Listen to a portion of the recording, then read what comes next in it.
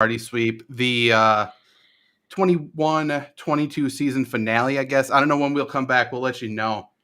We will not be back next week. We will be taking it off.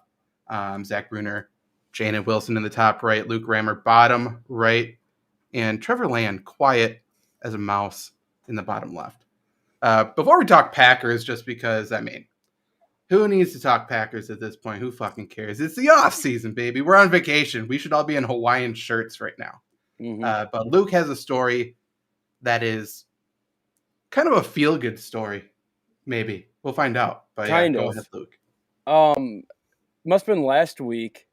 Talking about how cold it is outside, and you go outside to start your car in the morning and let it run, warm it up, so your car doesn't explode on the highway. Well, when I was in college, 2, 3 years ago, 4 years ago, I don't know. It was really cold winter, and I had to. It must have been a Saturday morning or something. I had to go to work in early in the morning, so I went. So I left my car unlocked like I usually do. I went out there, started it up, in the morning, everything good. Figured, oh, let's do the same thing, the next night. Maybe start it up at night, get it a little warm in there, and then leave it unlocked. I guess that warmth attracted a homeless person, because when I went out to my car the next morning, I get in there and it just reeks. Right, there's a blanket in there that I've never seen before. Something, what the hell, was there an animal in the car? But no, the blanket gave away that someone must have been sleeping in my car. The funny thing is that I had, like money in there. I had golf clubs in there.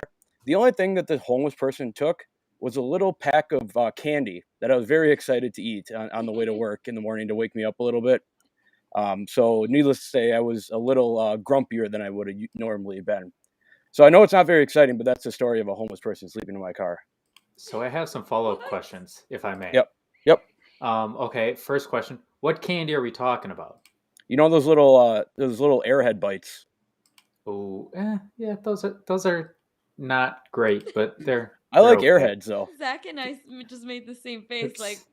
Compared to regular Airheads, they're not that good. That taste. Well, yeah, but I'm not going to carry around sticks of Airhead. I'm going to carry around a little bag of the bites.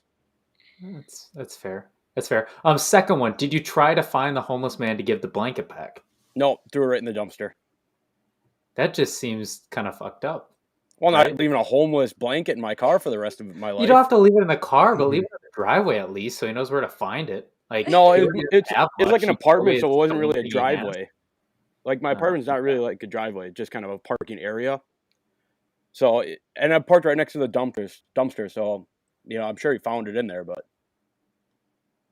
I mean, he probably sleeps in there, so you kind of return home to the homeless. That works.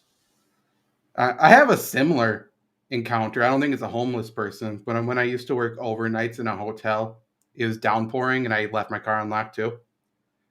Someone went in there to smoke while it was raining because, smart. I'm not sure how they found my car to be the unlocked one, but, do what you got to do. Smoked like all over in there, stole pretty much everything except for like my driver's license because I kept my wallet in there. Not sure why, but smart. They left that, so that was nice. I could drive home.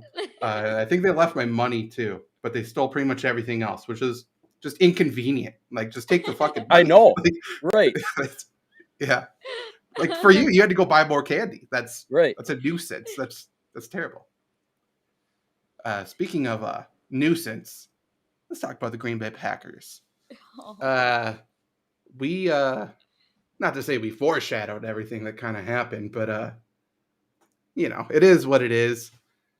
We said we didn't want to play the 49ers. It didn't really play out the way we thought, but special teams issues came around again because of the same things we talked about the entire time: shuffling players, cutting players, starters the week of the game, stuff like that. I think it would be fun to go around to say the most frustrating part to you guys, and I'll start. My most frustrating part of the entire game was having 10 people for the final play. And according to Matt LaFleur, someone in the box miscounted. And that's why we only had 10 players instead of 11. And I can only assume it's the same person who tells Matt LaFleur to challenge every play when they're wrong every single time. Probably some guy with the nickname One-Eyed Willie or something. Like someone who I'm sure needs glasses, needs a new prescription, does not have one. But also maybe they like counted to Daryl Slayton as like two people. Like maybe they were fat shaming. I don't know. No matter the situation, I'm frustrated with it. And that's going to be a hard one for me to move past. Trevor, what's yours? Does this have to be in terms of the Packers, or can this be like outside forces? Related to the Packers. It doesn't need to be the Packers. We are a Okay. Packers podcast. Well, no. Okay, you'll see where I'm going with this. Packers Twitter. Every year, it Yeah. seems like these guys are one skip short of a skipping stone. I don't know where I was going with that. I panicked halfway through. But beside the point, they're like one. Nailed it. They're always one step short. You know, like they always say special teams is bad, must be a special teams coordinator. All right, expand on that. Why is the special teams bad? Because they're constantly cutting those players. Okay, why are they doing that? Well, because that's kind of the thing they've been doing the past 10 years. So there's that saying that's out there that if you don't have anything nice to say, don't say anything at all. If you don't have the mental wherewithal or the ability to think past the first level of thinking that a 4-year-old could do, don't tweet. It's really that simple, because not only are you looking stupid, you're also convincing other stupid people that they're smart and giving them a voice, and you're making everybody dumber, like in Billy Madison when he gives that stupid answer at the end of the movie. That is true. To relate that to something in the LaFleur press conference, Tom Silverstein, who is someone that we don't see eye to eye, we certainly dislike each other. However, he must have read something of mine, or he had a good thought for the first time ever, because he asked Matt LaFleur about the special teams, and he basically said it's been about 15 years or so that the special teams has been an issue. Is it a philosophical thing, a coaching thing, or what? And I mean, I've been saying it's been philosophical the entire time. That's why I'm kind of assuming he read my rants, but that's fine, or obviously listened to this. And Matt LaFleur's answer to it, I mean, he doesn't know what the hell he's talking about. But he also talked about how maybe we should have a couple guys where that's their value, because around the league we see people have core special teams guys, and we should have people like that. That's a good thought. And then he also said I should allow myself to play more starters in the special teams. And when he said that, he's not talking about himself. He's not talking to himself. He's not talking to Mo Drayton. For the reporters in the room, I'll do your job for you. He was talking to Brian Gutekunst, because this is a philosophical thing. Do you think LaFleur just said, oh, I didn't want to play starters. Oh, now I would hope I would play starters. It's the whole thing about, oh, that's been the philosophical decision of the Packers for the past 2 decades, 15 years, whatever you want to call it. That's how they do it. They make special teams last. They take the remaining puzzle pieces they have and try to plug them in. That's how we do deal with our special teams. That's why it's an issue. That's why it's a philosophical issue. And hopefully Tom Silverstein saying something kind of, wakes some other people up that maybe it's not Mo Drayton, since we've had a bad special teams for the past 2 decades, and he hasn't been here. Maybe. Who knows? But yeah, LaFleur is definitely taking a shot at Gutekunst, trying to tell him, hey, we should be doing this. Luke, what was the most frustrating thing for you? I was frustrated by a lot of things. First of all, Zach, when you say with Matt LaFleur challenging every single play and being wrong, it is pretty fun being in that crowd yelling at him to challenge, because Matt LaFleur is a big, crowd guy, and he'll do anything that the crowd, crowd's getting behind. But I mean, to me, obviously, other than the obvious, the Packers had the ball with 4 minutes left, up 3, or up, what must have been up 7. I don't know. Something like up 3. I don't know. Whatever. But they passed twice in freezing cold weather, while it was snowing, while there was 20-mile-per-hour wind blowing. The Packers only had 20 rushes all game, 19 if you take away EQs and around. That's not playoff football. You don't close out games by throwing 80-yard bombs to Devontae Adams in double coverage. you don't close out games by a team that has been getting to the quarterback all day, continuing to pass when you're up with 4 minutes left. To me, that had to be the most frustrating. Like, to win games, you run the ball, right? Especially in playoffs, you ground and pound, you beat the fuck out of the other team's defensive line, which the Packers, did incredibly in the first drive. They did what I asked them to do. Take the coin toss, score a touchdown, get the crowd behind you, which it was. Get everybody pumped up. About second quarter timeout, San Francisco, they're on the field. They were all huddled. They had the jackets on. Packers players didn't have it on. Like, this game is fucking over. Like, San Francisco can't play here. Nope. It's the frozen tundra for a reason. So to see that play calling in the most important drive of the Packers season was very hard to see. Plus, on that field goal block, I know we've been harping on special teams all year about who's playing where. There's defensive linemen blocking on the left side. We only have 4 offensive linemen on the team that can block on field goal. Like, why is TJ Slayton the guard on a field goal block team? I don't know. The whole game was frustrating. Like, this Packers, realistically, in a perfect world, they win this game like 56-3. I mean, that's how bad San Francisco played in that first half. Jimmy Garoppolo had -9 passing yards after the first quarter. So not capitalizing, I guess, on so many opportunities, which we've become accustomed to in the playoffs. Not capitalizing on those opportunities to bury, West Coast teams. I mean, yeah, a lot of frustrations in there. And talking about that final drive, I mean, it was the entire game. That just final drive just sort of encapsulated everything. Packers punted 5 times in the game. The third down before the punts each time, we never had a 3rd and 5 or shorter. It was always 3rd and 6 or longer. So if people want to say, how did the Packers lose the game? I mean, third downs is where people should be looking first if you want to be a box score, scout, analyst, whatever you want to do. Third downs is the most important down of the game. Like, if you win third downs, you're going to win the game almost every time. Packers were 3rd and 6 or longer all 5 of those times, and it showed. They were under one time, then Lazard had a false start, which made it 3rd and 8, I believe, and they didn't convert. So, yeah, I mean, it's different game, same story with Matt LaFleur. Once he gets past that pre-game scripted list of plays, he doesn't know how to adjust, and I can't put it all on him. It has to be some blame on Aaron Rodgers. I do believe Rodgers does default to him more often than not because of all the criticism that he has gotten, but still, I mean, Rodgers can change plays at the line of scrimmage. He can't change the personnel, and we can talk about it a little bit more, but the personnel packages were a massive issue the entire game. Joseph Alexander didn't spread the ball around. Go back and watch the game. Obviously, let's see.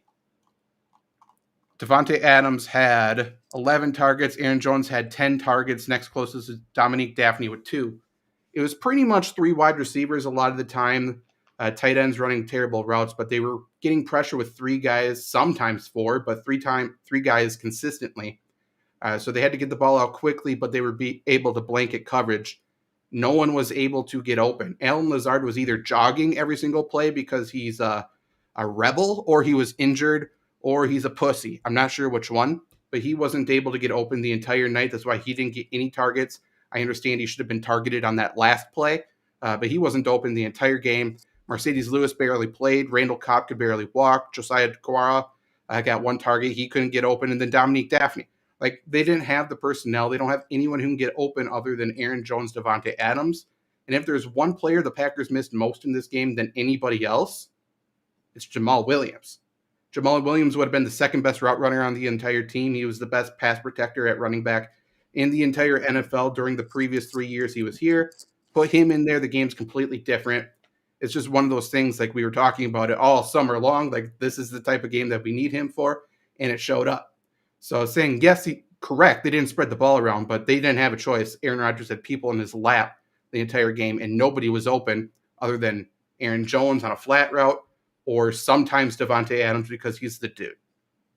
Sorry.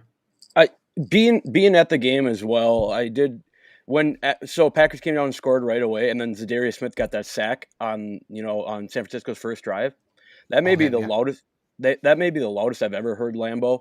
That was right up there with that Randall Cobb touchdown against the Bears first game of the year.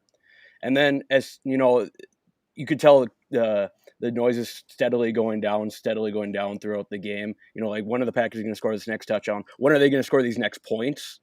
And then when San Francisco blocked the punt and put it in the end zone, that may be the quietest I've ever heard Lambeau. You know, there were great 49ers fans there. I think they were just in shock and they weren't cheering either. Like, you could have dropped a dime in that place and you could have heard it. Yeah, the one thing Matt LaFleur usually does well is pump up the crowd, and he couldn't even do that in this game. Mm-hmm. He completely shrunk under the pressure again. Janet, what was the most frustrating part about the game for you? Okay, I'm a teacher and I'm very to kindergartner, so I'm gonna be real visual. Oh God. So that? it's supposed to be a horse. This was the first half. This was that first touchdown. And then this was the game as it kept going. So that was like the most frustrating part, that they showed up and they were so explosive at the beginning. And as a fan, you're just like, all right, we're about to take these guys. This is gonna be it. And then just watching slowly decline. And then after all that hype, from everyone coming back from injuries and us thinking like, this is the team. We're all complete now because all our starters are back. They're off the injury reserve and they're gonna play. And then just to see the second half just not even the end of the second quarter, like, starts to decline.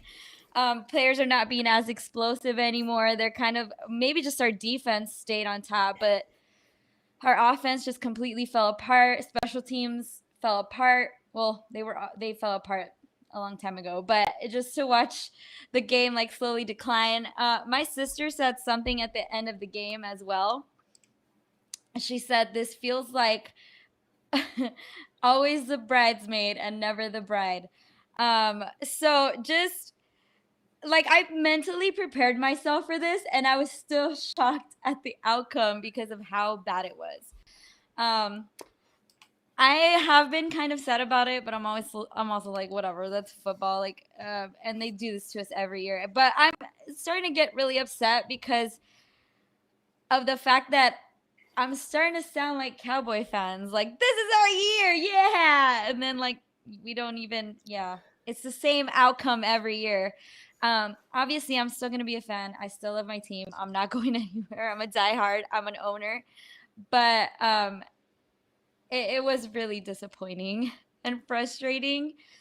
I don't even know what else to say. You know, I tried to warn you guys. I tried to warn Jake on Twitter. I put a shit ton of money on the 49ers. So if I could pick something else, it would be that and put more money on the 49ers. But I do think, to Janet's point about the second half, and to Luke's point about kind of LaFleur and the crowd getting out of it, I do think one of the biggest plays of the game that I don't know if people are talking about the significance enough is A.J. Dillon getting hurt. I think the game was tied and the Packers were in a goal-to-go situation, if I'm not mistaken, or very close. That's a situation where you feel like you give it to Dillon and he just pounds it in. Like, that felt like what was going to come. And with his rib out, I don't know about you guys, but it just felt like LaFleur almost didn't even know what to do anymore with him out of the game. I agree he didn't know what to do. I disagree that his absence should have meant anything. I think him being out means nothing. I don't think he's that great. I mean, he's fine. He's a body. He's a warm body who can carry the football. Congratulations. But as soon as he was out, Matt LaFleur hit the panic button and didn't know what to do.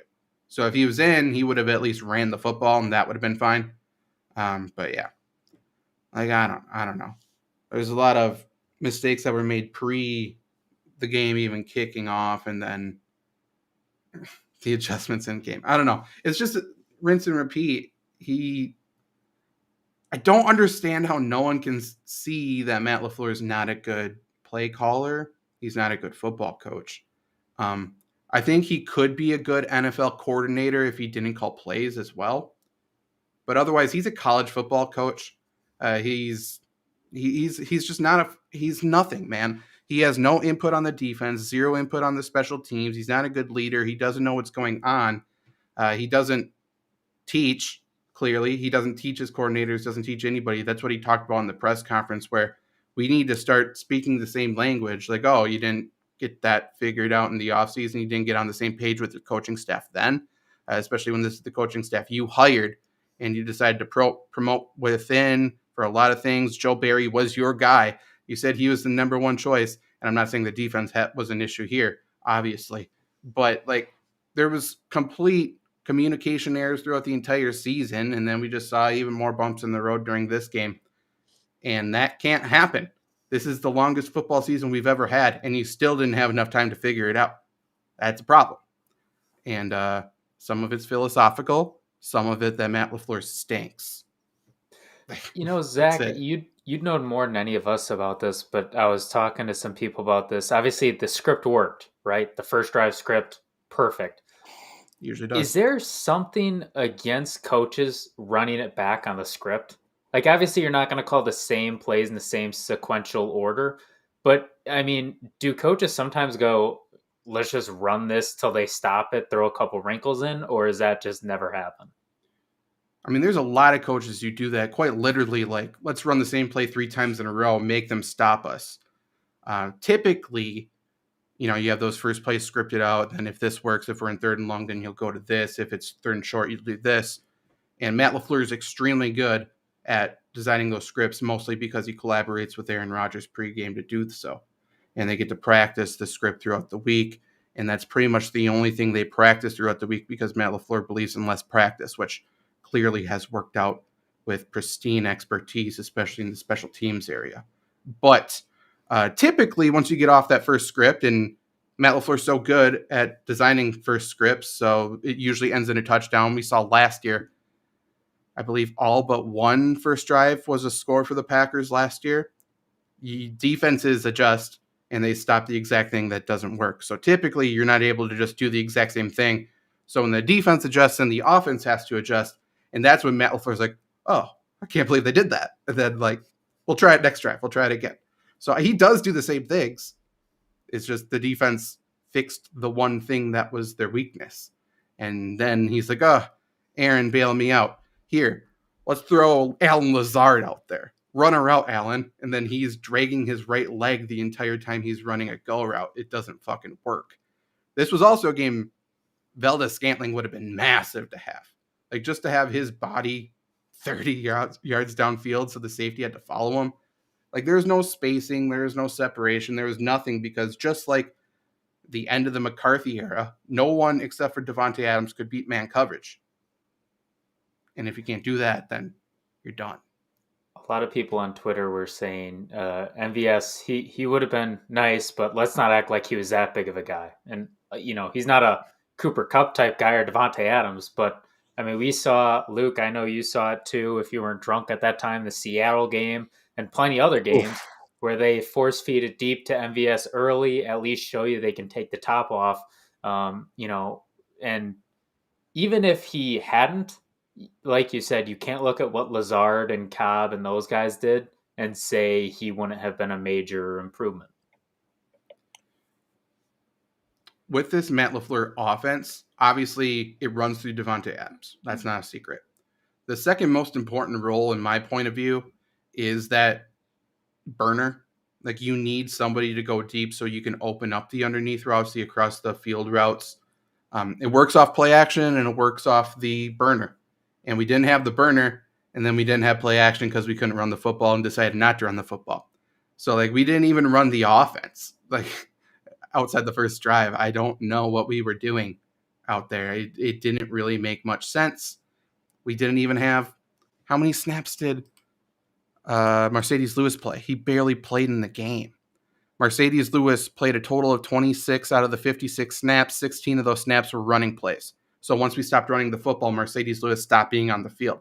Like, stuff like that. It makes no sense. Oh, we can't block anybody. Let's not have our running back or tight ends help the tackles out. This was Sean McVay 2.0. Like, all the Sean McVay children do the exact same thing. We saw it in the Cincinnati game with Zach Taylor. Joe Burrow almost died on the field. and they didn't give the offensive line help the entire time. They do the exact same fucking thing. They all suck. They all suck, and they all can't win. It's plain and simple. It's not a good philosophy, and it is a philosophy. So if you don't change it, that's why we rinse and repeat same outcome every single year, because the same thing happened in the Buccaneers game. Like we got beat. It's yeah. I thought I wasn't even angry about the game. Suddenly I'm angry. Anything else to say that you're frustrated with? Take it off of me for a second. Good God. Just it just sucks. I feel like for the last 5-6 years now, we've been talking about how the defense hasn't shown up to help Aaron Rodgers in the playoffs, and it was the exact opposite on Sunday. That's what Yeah. I thought too. The Who other knew thing that? for me, the other Who thing knew for me was the that all we awareness. needed was Joe Barry screaming on the sidelines to get the Shit. defense going. I would just like to say his defense has gotten better exponentially every week after my article came out last February. So I'd like to think I have a hand in that. But for me, it was kind of the awareness. Like Stokes had a chance to make a play on the ball and instead went for the player. Aaron Jones at the end of the first half could have got out of bounds, probably could have beat the safety, and instead He could cut have back to scored the on that play. fucking middle. Like what? Yeah. Like and it wasn't even something like Tyreek Hill, like they're within 5 yards. Dude is still like 20 yards away, and he cut back inside. So not only do we lose the timeout, but you could have scored or at least got it down to the 1. So it was like a bunch of awareness plays where it's like, what the fuck are we doing? Like, this is basic stuff. Yeah. Jana was talking about players coming back that we got healthier. I do want to talk about some of the players who did come back because it was pointless, and I think their return hurt us. That's my personal opinion. Let's start with Zadarius Smith. Zadarius Smith played 19 snaps. 7 of those were rush snaps. He shouldn't have been on the field for any of them. He's terrible on run defense. And then 12 passing down snaps. The sack he got, Trent Williams tripped Tomlinson, and Zadarius Smith stayed upright and got the sack. 19 snaps. I don't think taking a roster spot's worth that, but there's far worse than that. Whitney Merciless took up a roster spot, played 12 snaps, 8 of those being running snaps as well. So our pass rush specialist there was wasted. He played more snaps than Tadarius Slayton, who was good when he was on the field. And then Jair Alexander. This was fucking pointless. He played 8 snaps in the game. He played almost all of them at slot. So let's take the smallest guy who can't stop the run. Let's put him on the inside. And, oh, by the way, he has one bad arm. So if we put him to a side of the field where maybe he wouldn't have to use that arm, maybe that would be smart. No. Let's put him in the middle of the field where he'll for sure have to use both arms and he'll be exposed to the most amount of contact possible. Weird that it didn't work out. He got hurt. He went off the field. Only played 8 snaps. And like we said last week, he can't be on and off the field because once that gets cold, he's fucked. I'm assuming he got cold and he didn't come back into the game. So like he took a roster spot. That was pointless. And we're talking about Kingsley Keke, a starter on the special teams, got cut because of all of these guys. We didn't need to play Jair Alexander. He didn't help the team. So we could have had Keke out there, a special team starter. And, oh, by the way, he would still be on the team because we cut him. He was claimed immediately by the Houston Texans. So I thought he was a decent player. He's for sure not on the team next year because we decided to play Jair Alexander 8 snaps out of position. That's a great decision by everybody involved. There's no win. There's so many wrong steps along the way. I don't follow the process, I guess. Speaking of out of position, you see Kevin King got some inside linebacker snaps. He did. He also played 8 snaps overall. So thanks, Kevin. I'm so glad we paid you all that money. He's a special teams guy now, and he's actually decent in special teams. But yeah, and also, by the way, Pro Football Focus, not even that, Luke. He played linebacker. They list him as a strong safety now, so that's good. Tough. They're the best. They're the best at what they do. I will say King did get his shit rocked on that one return, though. Oh, yeah. He absolutely did, yeah. Speaking of getting their shit rocked, imagine seeing Trent Williams coming on a pole like Rashawn Gary did. Jesus Christ. Yeah, like, there's nothing Gary can do. Just eat it. No. Oh, Trevor Williams is so good, man. You know That's what we something should do? Packers don't do much either. We don't really pull much, but that's We got to list neither here one nor there. positive from this game, and it can't be facetious. Zach, looking at you. I would never do that. I have a positive. Mm-mm. Go for it. By our seats, they started selling Wine Kugel's Lemon Haze God. IPAs. Those are Damn good. it. Yeah, First of they're all, great. IPAs are garbage beer. Not this one. No, that's this is this is a excellent. very good one. You sure about Mhm. that? Mhm. Yes, 100%. I know what meant you more mean. about the This one's very game, good. Luke. Oh, Kind of hand in hand, I think. yeah. The first drive was good. It was good. That was a great drive. It was like the beginning of that horse, right? Mm-hmm. The beginning of the horse looked much better than the other part. For the audio listeners who did get to see it. I guess I'll say. Matt LaFleur also talked about David Bakhtiari that he shouldn't have played that Lions game. He kind of I heard the press conference. I don't think that's what he was saying. He was frustrated, I thought. Oh, okay. Mm, I thought he kind of confessed to it, like, oh yeah, he shouldn't have played that game. I'm biased because I know what happened, but Uh, like they asked him directly, "Do you think he shouldn't have played that Lions game?" yeah. And he said, "Oh, I don't know, maybe. I guess because he didn't play this game, you would say yeah." So like, there's no way to answer it. It's not like he was going to be like, "No, I'm the smartest," and there's no reason why he didn't play this game. Like he's also protecting Bakhtiari in that situation too, because he's in a room full of sharks who have no idea what happened and they're looking for any story, and that's why they didn't get the story, and maybe somebody here did, but I'm not going to reveal it because I mean, you already said you knew the reason why, so yeah, but I'm not going to say why. Like everything. Oh, okay, okay. I was gonna say you kind of shot yourself in the foot there if that's what you're trying to do, but yeah, I'm not going to say what happened. But Bakhtiari, I'm going to guess he might be more willing to reconstruct his contract this offseason, which will save us some money. So if there's one positive, hey, can I say that was good? I like that about the game. He didn't play, Watch so out. maybe now he feels more guilty. We'll do it like Dean Lowry. We'll wait till after it counts. I don't know if it's the same thing, but I just wanted to throw in a shot at Gutekunst again. Yeah, that was kind of puzzling, wasn't it? For my positive, I mean, Rashawn Gary played pretty good. I know the stats look amazing, but he overall played pretty good. Oh, later, shit. Zach. Well, that's gonna cut it. The FBI found out he was talking about David Bakhtiari. Because I don't think live still works when he's gone. Janet, what's your positive? What's my positive of this? Well, okay, so Aaron Rodgers said he's not willing to be part of a rebuild. And I know a lot of people are like, well, he's going to go to another team. And I'm like, well, if he's not willing to be part of a rebuild, what makes you think he's going to go to a whole brand new team? So I'm hoping he retires. That's my positive out of this. I hope he goes to the Colts. We were still live. Awesome. Okay. Let's go. See that, Zach? We don't need your ass. No. Do you want me to leave? I will. I have things to do. Please don't. I'm going grocery shopping after this just to ease some stress. That's one way to do it.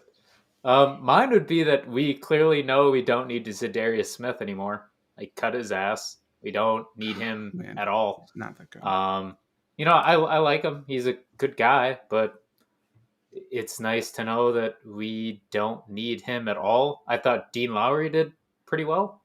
All season. I'm glad all I need to do is call somebody out and they perform. I think that's the road to success. The one thing I will say, positive-wise, is Luke can help me out here. The Packers season, the last 2 years, the way it has ended, has felt the same way as the Bucks before they won the championship. 2 years ago, lost right before it in heartbreaking fashion. This year, lost in the first round or early round to a team they should have clobbered. So that means next year the Packers are confirmed to win the Super Bowl. So That's how I felt about the Brewers too, and that didn't work. But Well, the Brewers are the Brewers, and nobody cares about baseball, so that's a little different. Go Astros, right? agreed. Go Stros. Talking about Dean Lowry, I do want to talk about the salary cap a little bit because I think there's going to be something we can do with him. All the salary cap gurus on Twitter have it figured out. In case you guys haven't seen, there's no way Aaron Rodgers and Devontae Adams can come back. It took me 5 minutes to figure it out, so congratulations to all you guys. Right now, Packers are currently projected to be $40 million over the salary cap before signing Devontae Adams. In case you didn't know, that's not good. This is all we have to do to get even with Devontae Adams on the roster. So if you each team gets 2 designated post-June 1 cuts, that means you can cut them beforehand. You say it's kind of like an IOU. You say it was after June 1st and you save more money because the NFL salary cap is not real. You can do that. So if you designate Randall Cobb, Kevin King as post-June 1 cuts, you save $10 million off the top. That's an obvious. That's going to happen. If you extend Dean Lowry, Preston Smith, and then Aaron Rodgers, if we assume he comes back, he's going to get extended because I think he has a cap hit of $46 or $47 million right now. And I think the way I worked it is I brought it down to $35 million, which I think is more than generous. He'll probably go lower than that, but let's just say that.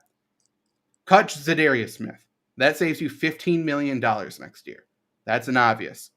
Reconstruct Bakhtiari, franchise tag Devontae Adams, and boom, we're even. Ta-da! I think those are all really obvious moves to do because Dean Lowry played great. He earned more years. Preston Smith played great. He earned more years.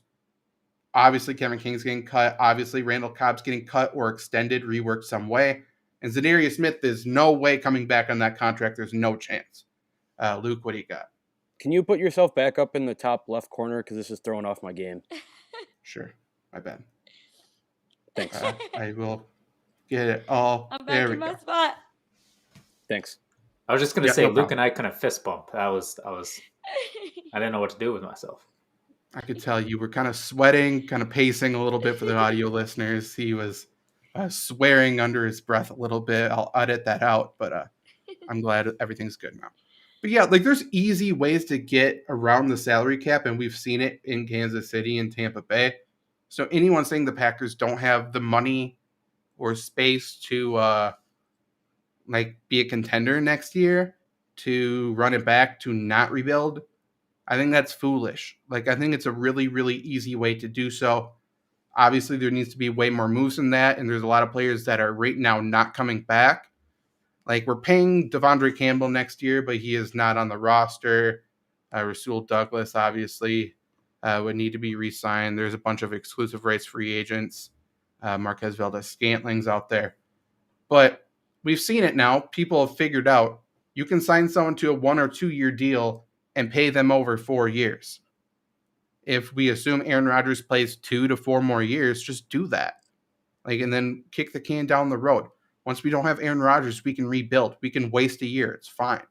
That's what the Buccaneers are going to do with when Tom Brady's done, if that's this year or whatever. That's the way to win in the NFL. And if you hear from anybody, or if Brian Gutekunst says anything about an Aaron Rodgers trade, because there's no way to get under the cap, that's completely false. It's pretty easy. You just need the players on board to do so. And it seems like all these players would be. Makes sense. What about That's Devontae awesome. with that franchise tag, though? Because I know Aaron Rodgers said on Pat McAfee show today he wouldn't want to play under it. Adams made some comments, I think, 2 weeks ago that weren't, saying no way in hell, but he was saying, I don't want to play about it. How would they be able to rectify that? Obviously, they can always make moves, but, is that possible, or is it looking more franchise tag right now? It certainly looks like franchise tag right now, which would be $19 million, give or take a little bit. But, I mean, you could also save money for next year by paying Devontae Adams, too. You could for sure give him a long-term deal, making him the highest paid wide receiver in NFL history, and have him count $10 to $15 against the cap instead of 19. It's really easy. If you extend these guys, there's going to be headaches possibly at some point. But also, here's the thing. When we're kicking the can down the road and saying these are backloaded contracts, maybe Devontae has a $25 million hit in 3 years, the salary cap's only going up. The NFL is going to make a massive deal with Amazon pretty soon. They already have a multi-billion-dollar deal. Like, the cap's going to continue to go up and up and up and up. So all of a sudden, percentage-wise against the cap in 3-5 years, like, we're going to have space in that situation too. So Disney will buy them out, and then maybe like, it just seems, I don't know, man. There's no excuse to not be contenders right now. There's no excuse. And this was stuff we talked about, obviously, last year around this time, or whenever we started the show, whatever. That's what we should have done last year, and we did not do it. And now this year, we're kind of forced to do some of these salary cap gymnastics if Aaron Rodgers does come back. So, whatever. It is what it is. We could also save a little money by cutting Amari Rodgers, which I would love to do. Let's just do it now. Why not? That'd be fun. I'll take a hit to the team too. Cut me. You know what? It was a good run. That was good. But yeah, we'll see what happens. We also have draft picks we don't have room for right now. So salary cap wise, it'll be a good time. Also, if the Packers decide to trade Jordan Love, which won't happen, we don't even get to save money because we're like forced to pay him too, which is so stupid. Another thing I have wrote down just because I thought it was funny, when Pat McAfee was talking about the Packers special teams, he kind of just made an offhanded comment that was, yeah, everyone has a special teams core, and then he went on and on and on, and it's like, oh, Packers don't. Like, our special teams core, the guys who play pretty much every single special team snap, is Henry Black and Oren Burks. And those are the two names that, caused us some frustrations during training camp, saying they don't deserve to be in the NFL, much less on the Packers. And they are our special teams core. And people are wondering why our special teams sucks, Yeah. Homework for everybody. Watch that punt and watch what Henry Black does. And tell me if a 4-year-old couldn't tell the how block. he fucked that up. Yeah, I thought he fucked that up, right? Or am I thinking of the wrong play? No, he did. He's the personal protector. Obviously, they lined off long snapper and just drove his 120-pound ass backwards. But then Henry Black should have came over and touched him. At least got it in the way. First off, the long snapper needs to just fall in that situation. Nothing would have happened. He would have just brought him down with him. But yeah, Henry Black didn't block anybody.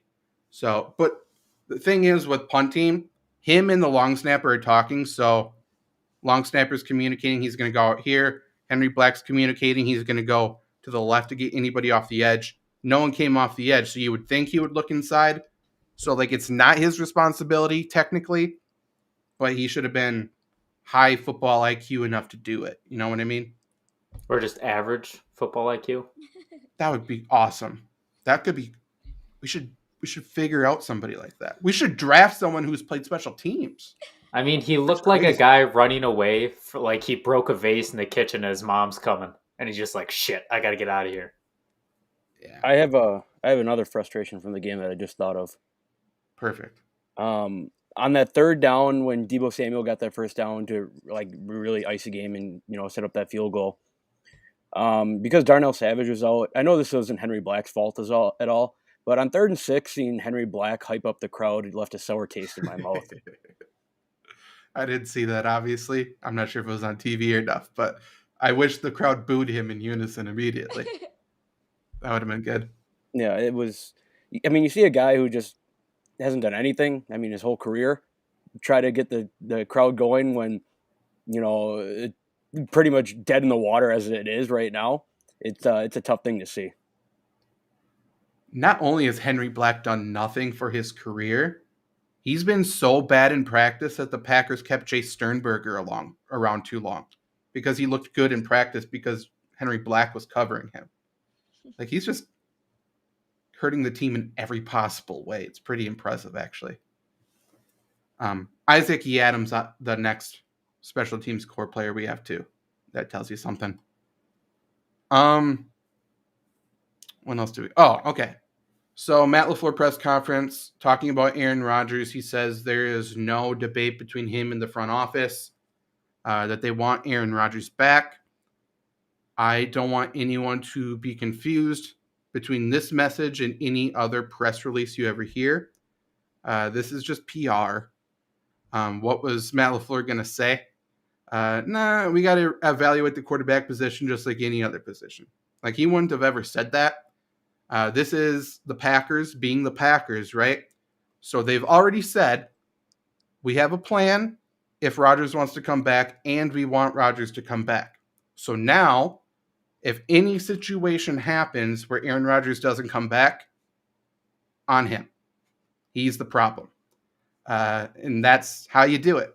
Miami Dolphins, take notes. This is how you turn the story of a big issue against one person. This is how you control the narrative.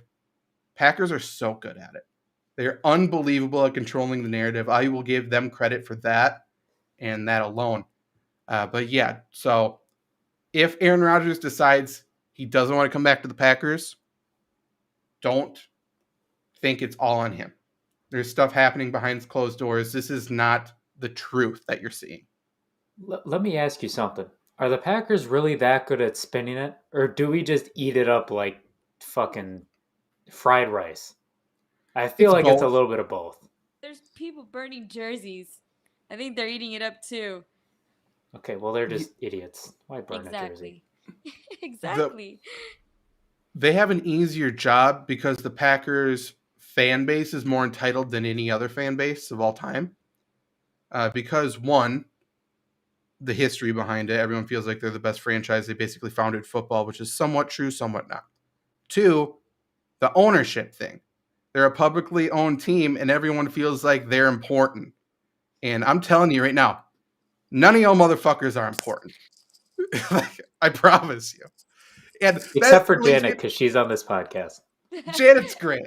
I'm not. I'm great. You're the most important owner. But every time people are like, "Oh, I'm like, dude, it's just a paper. Like, it just says that Right. I just like it to be on my wall. It does not mean anything." Yeah. Janet's not out there making calls into Gutekunst on who they should draft and stuff.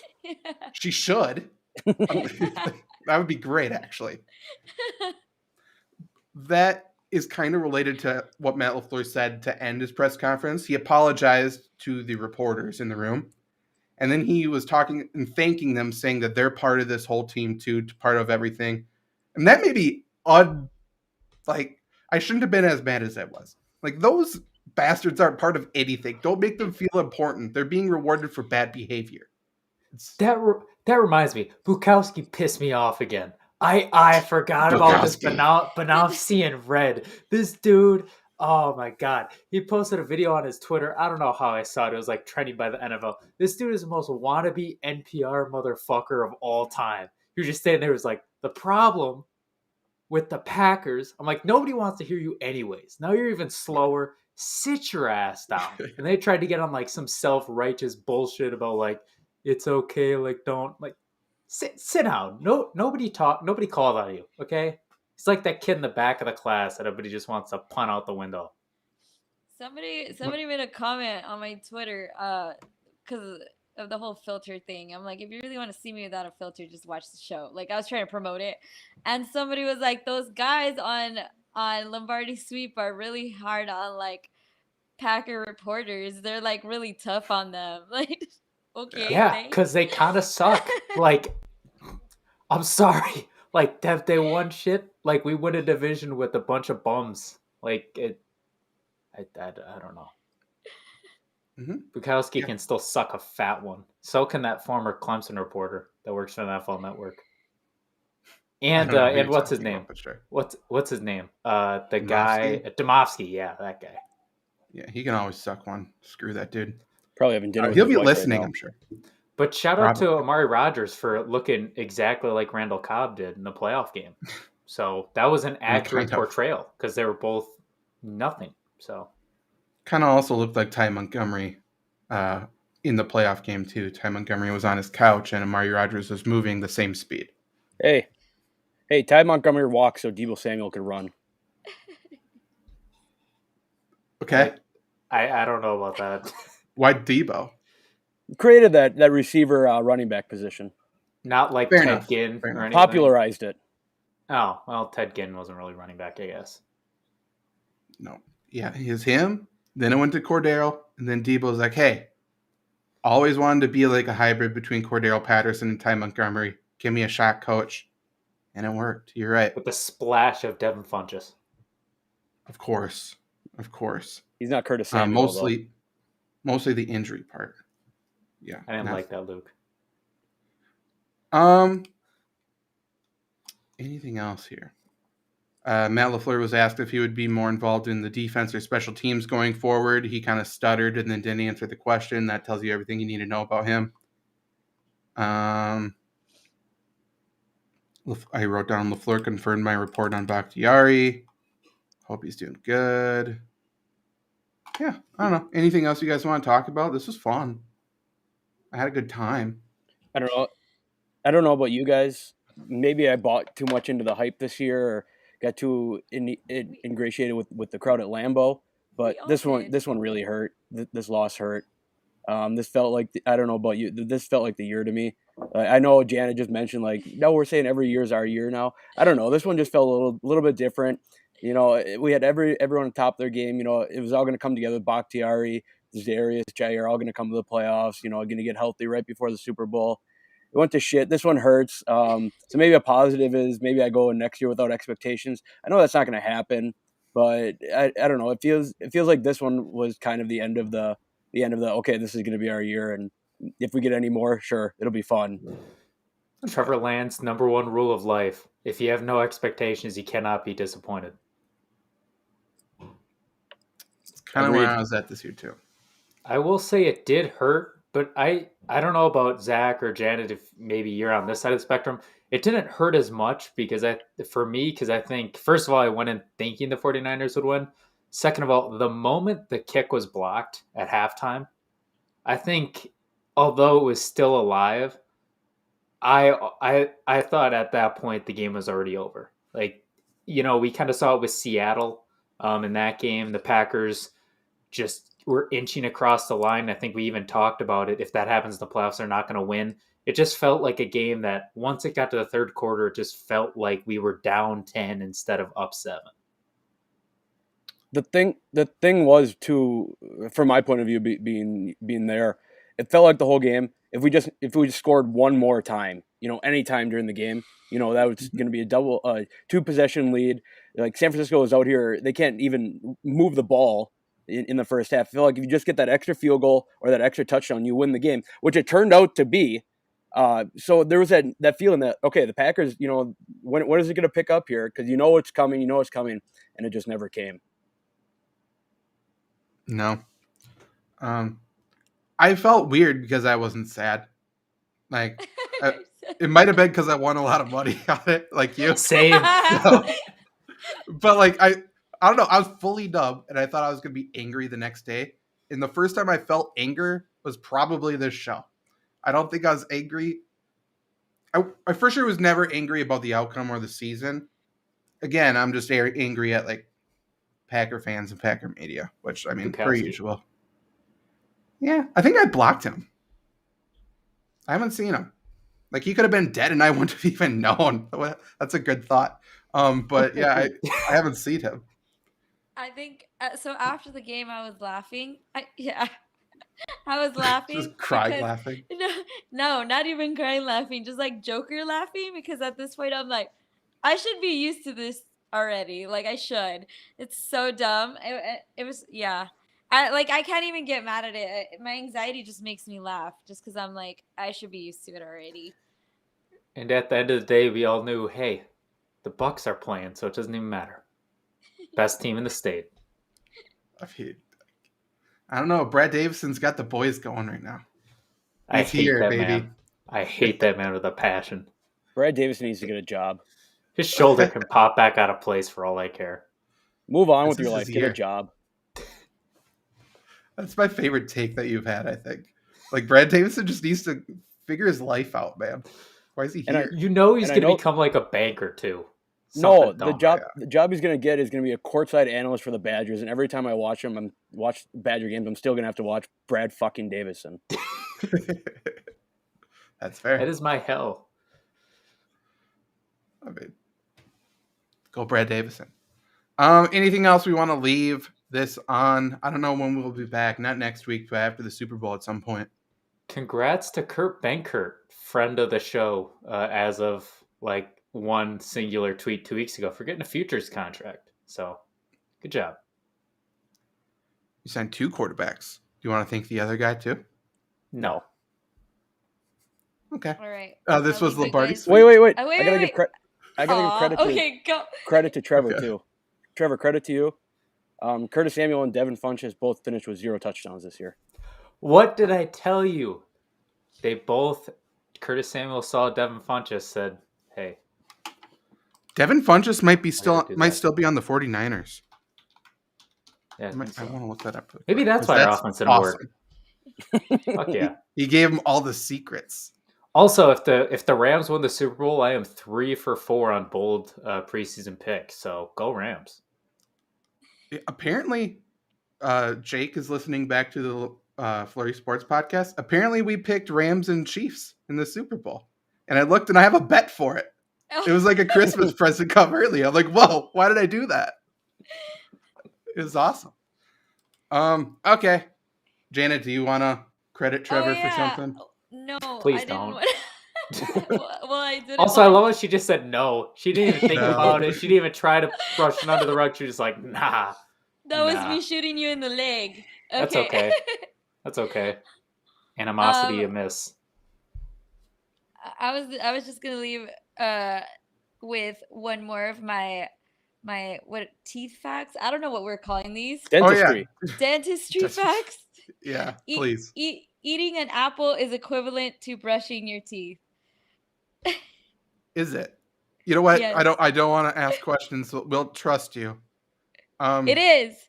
It is because of the way the apple was made. Like it literally goes in between the teeth and like it cleans them. I'm already out. That's I'm That's confused. probably Skin. a narrative Big Apple's pushing. You're just eating it up, Mhm. Yeah. literally and Resist. figuratively. Remember, Granny Smith apples are the fucking worst. They're very Trash of the earth. Why else would it be the Speaking of color of apples- grass? That's disgusting. What green food is Green? good? Yeah. What green food is good? A lot of it. Green know what, apples to I start. can't think of many, Tastes Trevor. good. I can't Exactly. think of many. Exactly. Grapes? Because green food Grapes? is crap. No, red grapes better. Red Grapes, way better. kiwis are good. Okay. Kiwis are brown. Outside is Oh. brown. Yeah, Don't they count. are brown. Avocados. Avocados Brown. are great. Avocados outside. Nah, Brown. nah, man. You don't eat the Avocados- outside. Maybe that's why you don't think they're good. Avocados are shit too. Avocados are Jalapenos? a bunch of white Jalapenos are women great. came That's a good one, together Zach. were like Jalapenos. avocados are great. They are not. Jalapenos? Okay, that's a good one. I'm You a got big one lettuce guy food. too. I'm a big lettuce guy. But on its own, it has nothing. I right? could just It's imagine nothing. Luke just with a ball of lettuce just biting into it. I like lettuce. Okay. Maybe we'll title that the show. Who knows? I like lettuce. Okay. This was Lombardi Sweep. Go buy an apple and tell us if your teeth feel clean. Just Bye. not a green one. Bye. Goodbye.